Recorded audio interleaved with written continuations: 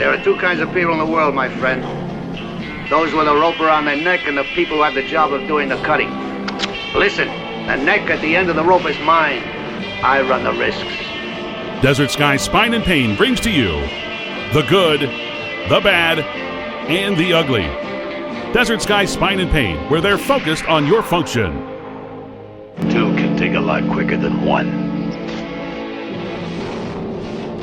The good, the bad, and the ugly, presented by Desert Sky Spine and Pain. Check them out at desertskymedicine.com. Get your back right today, folks. All right, let's start off with the good. My good is Pima basketball. Pima College men's basketball. They are 32-0 right now. They're getting ready for the big dance. This looks like a team that could legitimately win an NJCAA national championship. And Brian Peabody and company, they beat, it was Chandler Gilbert this past weekend, and it was closer than expected. Pima, they've been dominating teams all year long. They've been winning games by 50-plus points. They're averaging over 100 points every single game. They have a camaraderie and a chemistry that I haven't seen with the Pima men's basketball team, and Brian Peabody is very bullish on his team, and I feel like this Aztecs team, they're going to go and win a national championship. They are so dominant right now. They don't have any more games left in Tucson, Arizona. They just played their last home game of the season, but 32-0 right now. Man, lots of great things happening at Pima College, and not just the men's basketball team too. Todd Holtas in the women's basketball team, they're also very dominant this year. They're going to be national championship contenders. So shout out to Pima basketball. Shout out to Pima Aztecs, period. I know we talk a lot about the Arizona Wildcats, but man, Pima College, lots of great things. And Ken Hockamy and his baseball team, they're going to do some big things this year too. So Pima basketball going 32-0. That is my good. Now, as far as the bad, I'm going to go with the back nine at La Paloma Country Club. Pretty hard. It's a very, very challenging course. Except for the champion. Yes, the champion, Stephen Alker, he's like, I'm going to dominate the back nine. I'm going to own the back nine. So Stephen Alker, he's from New Zealand. And what's crazy is after the first 2 days of the Cologar Classic, an Aussie was the leader, and then the winner ended up being a Kiwi. An Australia guy was the leader after 2 rounds, and then Stephen Alker, the New Zealander, he ended up winning. And you find it interesting because you wanted to say Aussie and a Kiwi? No, that was the lead of my story on Tucson.com. It's like after the first 2 rounds, an Aussie was the leader, and then a Kiwi ended up winning. And Stephen Alker, he did not have a single bogey on the back nine at La Paloma Country Club. We're talking about 17 pars, 8 birdies, and 2 eagles. And then you look at the leaders, guys like Greg Chalmers and Stuart Sink, who was the leader after 2 rounds last year, and then kind of pissed away his 4-stroke lead. Those guys struggled on the back nine, especially in that final round. It's crazy how once the weather clears up, those guys play worse. But Greg Chalmers, he was right there. He was on pace to go wire to wire, the first ever wire to wire champion in Cologar Classic history. And then the 11th hole came, and he hit 1 shot out of bounds. And then his next approach shot after a drop, it went straight into the bunker. Now, fortunately for him, he got up and down and saved his par. But then the next hole, he bogeyed. Stuart Sink triple bogeyed a hole on the back nine. I think he also had another double as well. And Stuart Sink went from being 1 shot off the lead to then, I think, finishing tied for 6th or something like that. So the back nine for the leaders, for Greg Chalmers, for Stuart Sink, was not the best. And Stephen Alker, Steady Eddie, had a great back nine, had 3 consecutive birdies, also had an eagle. That allowed him to get in contention or get into position for a playoff with Jason Caron, and only 1 playoff hole was needed. He birdied the 19th hole and won the Cologar Classic. But I know this is it's not bad, but Stuart Sink, I would have put all my money on him to win the Cologar Classic yesterday because he was 1 shot off the lead, and I felt like a redemption story was in store for him. And this was also on the same day as his son having a gender reveal party in Atlanta. So they had a party, they cut the cake, and they knew that it was a son. And so they had the blue cake and all that. And to show his family back in Atlanta, like, hey, I know the results of the gender, I'm going to wear a blue polo. So PGA Tour champions, they actually recorded a video in Stuart Sink's hotel room. He had a pink polo and a blue polo, and they gave him the results, and he opened it up, and it was like, all right, looks like I'm wearing blue today. So I was like, man, finding out the gender of his grandson a year after blowing a 4-stroke lead, I'm like, if I'm a betting man, put all my chips on for Stuart Sink. And then, yeah, he didn't do so well. So I'm glad I'm not a betting man. There's very little I love more than your crystal ball method of determining winners, dude. Hey, I love a good story, man. He put that as a bad only because he had that story written up already. And it was the best storyline that he came up with. And it's like, it didn't happen. I know. It's really kind of like his bad is based on his own selfishness, if you think about it. Yes.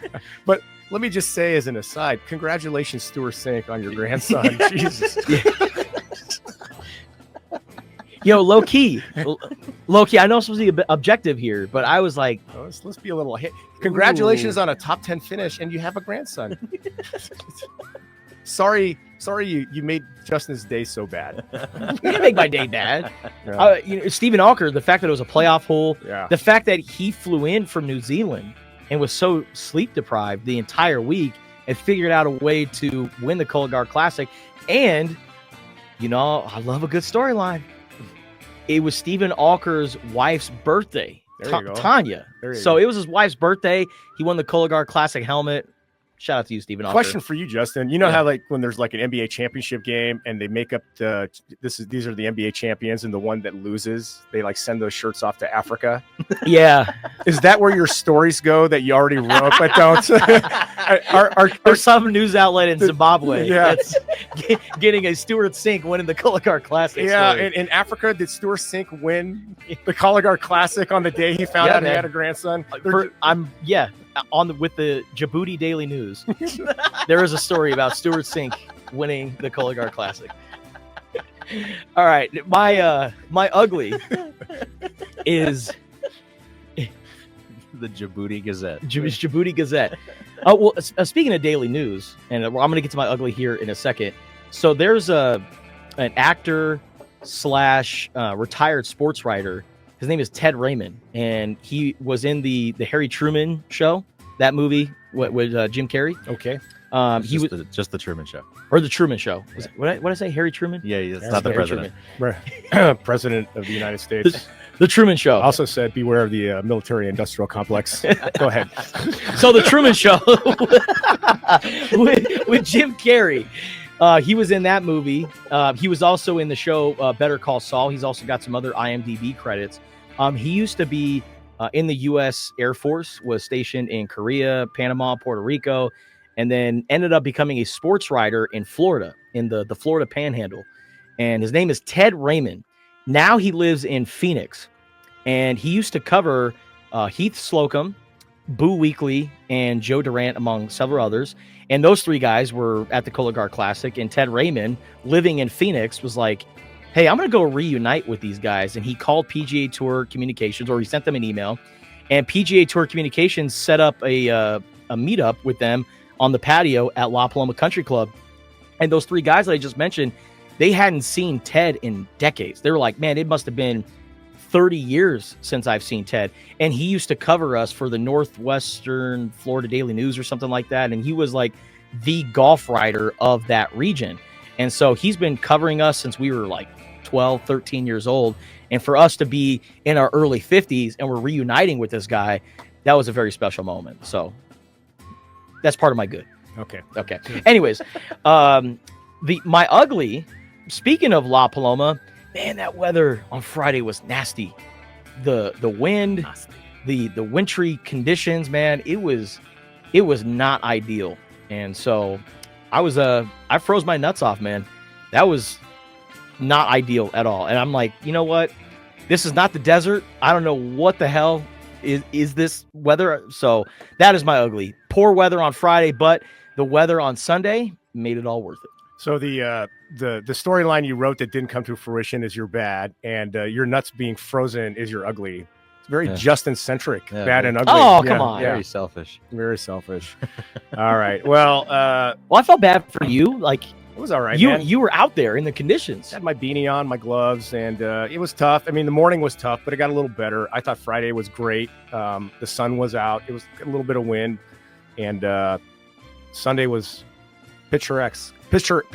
And Tucson once again looked great on TV. La Paloma did a great job. And this goes into my good, which is the Colorado Classic. I could say so many good things about it. It was a great tournament. I loved to see the diversity of ages that were there, not just parents bringing their kids, but the number of like 20 to 30-year-olds that just came out to have a good time. Great crowd, great environment, great tournament. But my good, I really want to focus on all the people that you saw wearing blue shirts. Other than I'm not just talking about the cancer survivors. I'm talking about the volunteers. The volunteers, there's hundreds of volunteers that every year they come out and on their own time, they spend the whole week helping make that tournament as good as it can be. And their passion and dedication for the golf tournament, for our community, is just something to be marveled at and applauded. So I want to thank all of the magnificent volunteers that came out to help us make that tournament as good as it can be, because we couldn't do it without you. Men and women of all ages coming out. And so thank you, all the volunteers, for being there. You're appreciated far more than we could ever tell you. We try to make it an excellent experience for them. And so thank you, all the volunteers at the Colorado Classic. My bad is, I'm really excited. I got it yesterday. My buddy Michael Hernandez's wife said, "Hey, did you see this just came out? Steelers got DK Metcalf." I'm like, "What?" And then 10 minutes later, "Did you see Steelers got DK Metcalf?" I'm like, "Of course I did." Steelers got DK Metcalf. Him and George Pickens at receiver, dynamic duo. I'm really great, but we don't have a quarterback. And I just saw this story today as Aaron Rodgers emerges as consideration at quarterback for Steelers. And I'm begging you, General Manager Omar Khan and Mike Tomlin, please no. Please. I mean, I'm going to completely try to rationalize why this is a great move if you do it and pretend like I support it wholeheartedly. I'd rather have Russell Wilson back. Please no. Sam Darnold's out there. Work something out with Justin Fields. But please, no, not Aaron Rodgers. Well, maybe I thought Darnold was going to the Raiders. Well, Darnold has been Raiders with the trader Raiders for Geno Smith from Seattle. Yeah. That's where we're going. Now, where's Sam Darnold thinking about going? Steelers are talking to him, man. He's not going back to Minnesota, and the choices now are getting pretty limited. The Jets have an opening. The Giants have an opening. Just sign Daniel Jones. Like, I just don't. Aaron Rodgers is done. Wait, you'd rather have Daniel Jones than Aaron Rodgers? Absolutely. Oh man, I don't know about that. I'm kind of on the same boat, I think. Yeah. I want a guy. It just I can get behind it some way. Please. I know Aaron Rodgers comes with baggage, but it's Daniel Jones. Like, we're talking about the bootleg version of Eli Manning. Yeah. You don't want that. I don't want it. That tells you how much I don't want Aaron Rodgers. So that's my bad. But good move. DK Metcalf for a second round pick, signing him to an extension. We got two great receivers. We got a good tight end. We're going to draft. The running back class is loaded. I can't wait to get into the draft analysis later this month. He's got a long body and big hands. That's right. Good hips. Yeah. Great ass. Yeah. That's where I was going with the hips, but you got more specific there, huh?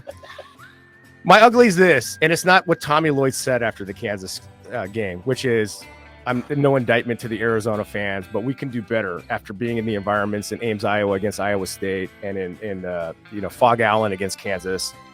But we can do better. And a lot of fans took umbrage with that, and they started blaming the game times and a lot of other things. And Tommy doesn't have a leg to stand on here, and he's out of bounds talking about this. And let me just say, when you love something or you love somebody, you tell the truth. All Tommy Lloyd did was tell the truth, and I agree with him wholeheartedly. Do game times have a part to play in it? Yes. That's not the University of Arizona. That's not Tommy Lloyd. That's TV. And we're going to have to take a stand because that hurts our brand, okay? Yeah. It's about the fans and the brand. Our brand is not being watched on the East Coast. When you have 9 of your 16 home games at 8 p.m. or later, that does nothing for the brand. And I've been on the East Coast trying to watch Arizona games that late, and I do it because I'm there for 3 or 4 days. But to think about doing that consistently is hard. And I totally get that at best, a lot of Arizona fans are watching the first half and recording the second half and watching it the next day. It's really very difficult to follow Arizona sports east of the Mississippi. But at the same time, while timing of the games is an element of it, the thing that I saw from Kansas at Iowa State when I was in Manhattan with Kansas State is the fan engagement and making it an event and understanding that it's not just about the game, but it's entertainment. Those schools do it better than Arizona. Texas Tech does it better than Arizona. And we need to really step back and think about how we can engage the fans more at McHale so we make it the best home court advantage possible. So in football, we make it the best home field possible. And we're not doing that. And I know we have a lot of people in Arizona athletics that work their butts off. A lot of them are my friends. I think the world of them. And this is not an indictment on them. I am just saying I love Arizona. I want Arizona to be the best it can possibly be. And you need to be intentional and specific when you want to create a fan experience that engages the fans and creates that home court. And right now, we are not doing it. We are not doing it. So I really don't need to see a grown, a student wearing size XXX shorts trying to make a layup. I don't need to see that, or size 14 shoes. Tic-tac-toe. I don't like playing tic-tac-toe just with my kids. I mean, why would I want to watch two guys doing it with Coke bottles? I don't want to see guys that can't shoot trying to make layups, free throws, and three-pointers. The answers are out there. You have to be intentional, and your want to has to be there. See what other schools are doing. At least 3 of them in this conference are doing it better than us. And then add to it. And then bring back some of the old traditions. The beginning of the games where the band plays that rhythmic sound. Da, not, go. We stand up, we clap until the opposing team makes the first shot. There are things we can bring back. I've been talking about in Ooh Man. I love Brian Brigger. You need to do a competition, Ooh Man or woman, somebody that can engage the crowd. The crowd didn't know what to do when Brigger was out there. If you want to engage the crowd, if you want to create traditions, you're going to have to teach those traditions. You're going to have to instruct the students on what to do. And that takes an intentionality that I'm just not sure is there right now. And rolling out the ball, because you know what? I think McHale crowd has been great this year, but the crowd has been great this year organically from the crowd itself. If there were things that the crowd can do and knew this is what we're going to do at this time, this is what we're going to do at another time, McHale would be the hardest place to play in all the Big 12 and in the country. And right now it's a really, really good environment. It's bordering on a great environment, but we're not the best environment. And there's things we can do to make it better. I don't know why I'm thinking of semi-pro and Jackie Moon fighting the bear. I'm not saying let's get Tommy Lloyd to fight a bear, but let's get something going. Not exactly what I'm talking about, Justin, but I know. Yeah. I know, it's just we can be better. And just because I'm saying it doesn't mean I'm trolling like Justin and Andrew do all the time. I'm saying it because I love you, Arizona, and I want us to be the best. Whether it's tennis or basketball or football, we can be better. We troll because we care. You troll because you're a troll. All right, that is the good, the bad, and the ugly presented by Desert Sky Spine and Pain. At Desert Sky Spine and Pain, they are skilled in a variety of therapeutic treatments. Their primary focus is getting you back to living on your terms, so each treatment plan is tailored to fit your body, to address your pain, fit your lifestyle, and match your goals. Go to desertskymedicine.com for all the information there. Man, tailored to meet your body, Justin, they would be like, did you see those results? Oh, my goodness. This is a Rubik's Cube. Peak physique right there. Yeah. Justin Spears. Peak physique if you were 2 feet taller. Yeah, that's true. Yeah. Hey, I'm down damn near 20 pounds, great, man. dude. You're looking great. Good, You're looking great. You know, they said about him in football, he's short, but he's slow. Yep.